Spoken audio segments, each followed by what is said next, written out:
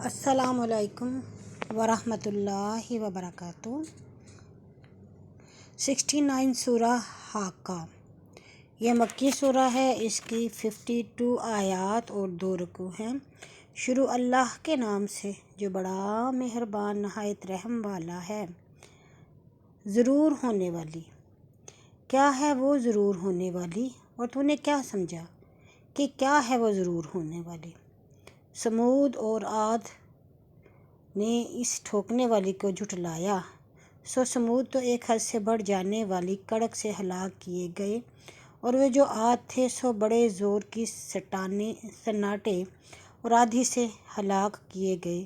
اس نے جڑ کاٹنے والی ہوا کو 7 رات اور 8 منحوس دن تک عاد پر لگا رکھا تھا۔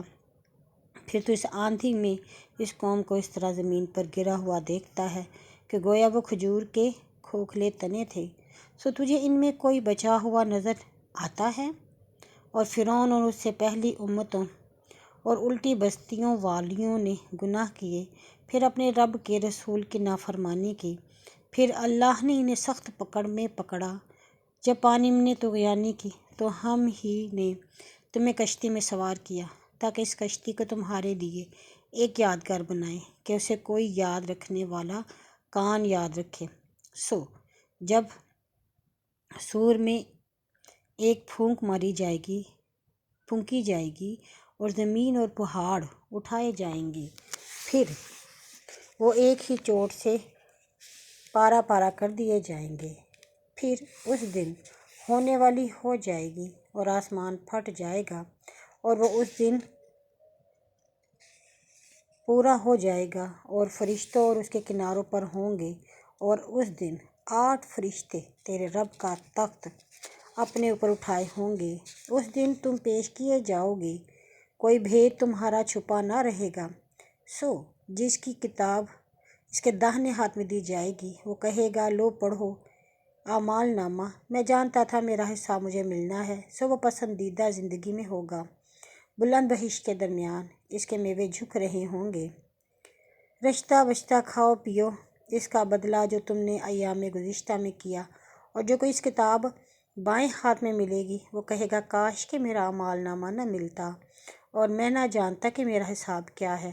کاش موت خاتمہ کر دیتی، میرا مال میرے کچھ کام نہ آیا، میری سلطنت مجھ سے جاتی رہی۔ اسے پکڑو، پھر توق پہناؤ، پھر دوزخ میں داخل کر دو، پھر اسی زنجیر میں جو 70 گز لمبی ہے اسے جکڑو۔ بے شک وہ اللہ عظیم پر ایمان نہ لاتا تھا اور فقیر کو کھانا دینے پر ترغیب نہ دیتا تھا۔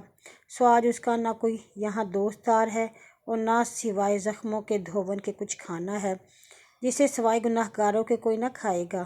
سو جو تم دیکھتے ہو میں اس کی قسم کھاتا ہوں، اور جو تم نہیں دیکھتے اس کی بھی، کہ بے شک یہ قرآن ایک پیغام لانے والے سردار کا قول ہے، اور یہ کسی شاعر کا قول نہیں۔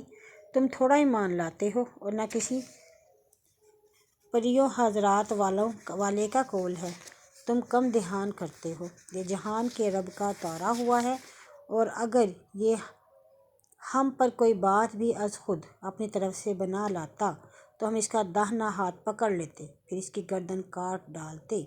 پھر تم میں کوئی نہ تھا کہ اس سے اس عذاب کو روکتا۔